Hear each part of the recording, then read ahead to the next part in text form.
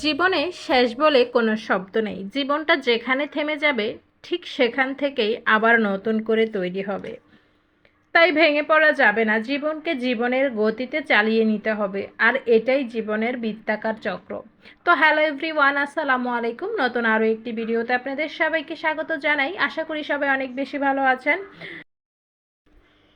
তো সন্ধ্যা হচ্ছে, মোগলাই তৈরি করেছি আর এখান থেকেই ব্লগটা শুরু করে দিয়েছি। ভালো লাগলে অবশ্যই একটা লাইক দিয়ে ভিডিওটি কন্টিনিউ করবেন। তো এখানে আমি 1.5 কাপ ময়দা নিয়েছি আর হচ্ছে 2 টেবিল চামচ সয়াবিন তেল দিয়ে পরিমাণ মতো একটু লবণ দিয়ে প্রথমে শুকনো উপকরণগুলো খুব ভালো করে হাতের সাহায্যে মিক্স করে নিয়েছি। তারপরে হচ্ছে নর্মাল পানি দিয়ে ডোটা তৈরি করে নিব। তো আমরা যেভাবে পরোটার ডো তৈরি করি সেভাবেই ডোটা তৈরি করে নিতে হবে।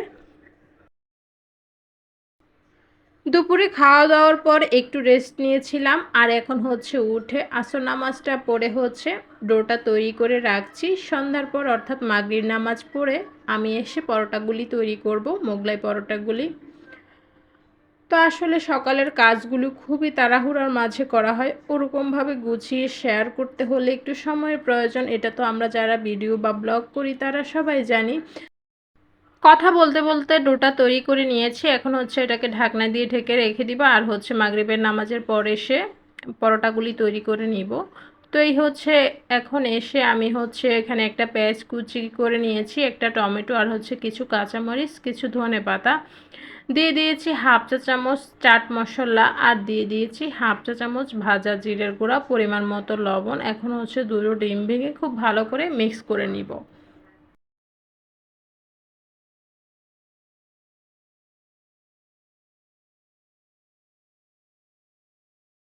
তো ডিমের পুরটা রেডি করে আমি হচ্ছে ময়দার ডোর কাছে চলে এসেছি। এখানে আমি মিডিয়াম সাইজ করে পরোটাগুলি তৈরি করে নিব, এই জন্য 4টা লেচি কেটে নিয়েছি। তো এখন হচ্ছে রুটিগুলি তৈরি করে নেব। যতটা পাতলা করে বেলা সম্ভব ততটা পাতলা করে আমি রুটিগুলি তৈরি করে নিচ্ছি।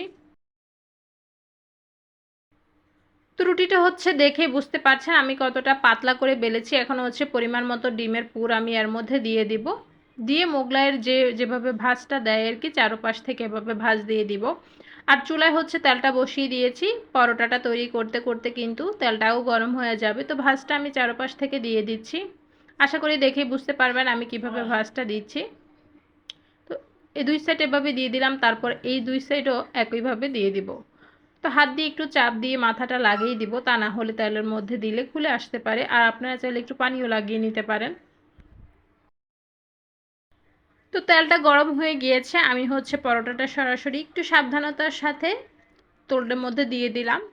তো তোলটা খুব ভালো করে গরম করে এখন হচ্ছে চুলার আগুনটা মিডিয়ামে রেখে পরোটাটা ভেজে নিব। এক পাশটা হয়ে গেলে অপর পাশটা উল্টে দিচ্ছি, একটু সময় নিয়ে হালকা ব্রাউন করে পরোটাটা আমি ভেজে নিব। তো পরোটাটা যখন দেখবেন খুব বেশি ফুলে উঠবে তখনই বুঝবেন যে এটা খুব ভালোভাবেই ভিতর থেকেও হয়ে গিয়েছে। তো ডিমটা যদি ভিতর থেকে খুব ভালোভাবে হয়ে যায় তাহলে কিন্তু এটা খুব সুন্দরভাবে ফুলে উঠবে। তো দেখতেই পাচ্ছেন আমার এটা ফুলে উঠেছে। তো একটু হালকা ব্রাউন কালারও হয়ে গিয়েছে, আমি আর থেকে বেশি আর কালার করব না। তো আমি হচ্ছে এখন নামিয়ে নিচ্ছি। তো এখন চলুন একটু আপনাদের সাথে কেটে শেয়ার করি ভিতর থেকে কেমন হয়েছে। তো আপনাদেরকে তো আর খাওয়াতে পারবো না, খেতে একদম দোকানের মতোই পারফেক্ট হয়েছে। তো আমার মনে হয় দোকানের থেকেও বেশি স্বাস্থ্যসম্মত এটা। তো এখন হচ্ছে মোগলাইগুলি কেটে নিয়েছি আর হচ্ছে এখন খাওয়ার পালা। তো কে কে ভাবে মোগলাই তৈরি করেন অবশ্যই কমেন্টসে জানাতে কিন্তু ভুলবেন না। কার কার এই মোগলাইটা পছন্দ সেটাও বলবেন।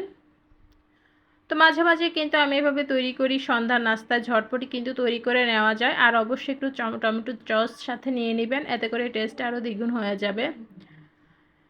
সন্ধ্যার ঝটপট নাস্তা হিসেবে মোগলাইটা কিন্তু দারুণ যায়, খেতেও টেস্টি, বানাতেও কিন্তু খুব বেশি সময়ের প্রয়োজন হয় না।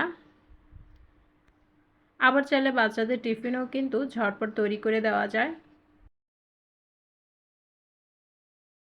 তা এখন হচ্ছে পরের দিন দুপুরবেলা রান্না করতে চলে এসেছি। এখানে হচ্ছে আজকে মুরগি আলু দিয়ে একদম ঝোল আর ঝাল করে রান্না করব, লাল লাল করে। দেখতেই পাচ্ছেন মশলাটা আগেই কষিয়ে নিয়েছি। তো এখন হচ্ছে মুরগিটা দিয়ে দিলাম মুরগিটা তো অবশ্যই আগে ধুয়ে নিয়েছি, এত কিছু শেয়ার করার আর সময় হয়নি। সব মশলাটা কষানোর পর হঠাৎ মনে হলো আপনাদের সাথে একটু শেয়ার করা যাক, তো তাই করছি।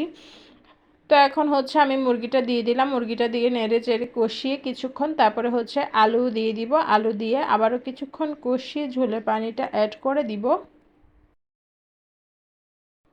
কিছুক্ষণ কষানোর পর কেটে রাখা আলুগুলি আমি এর মধ্যে দিয়ে দিচ্ছি। আলু দেওয়ার পর আবারও কিছুক্ষণ কষিয়ে নিব। আর হচ্ছে পাশের চুলায় আমি গরম পানি বসিয়ে দিয়েছি, কষানোর পর এখানে ঝোলের পানিটা অ্যাড করে দিব।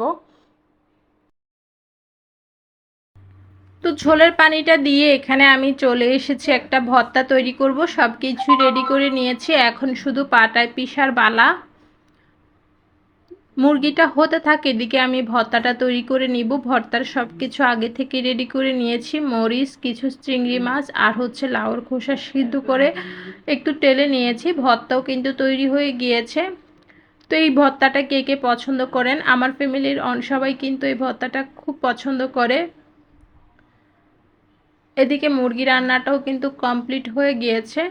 তো ভিডিওটি ভালো লাগলে অবশ্যই কমেন্টসে জানাতে ভুলবেন না। আজকের মতো বিদায় নিব, আল্লাহ হাফেজ।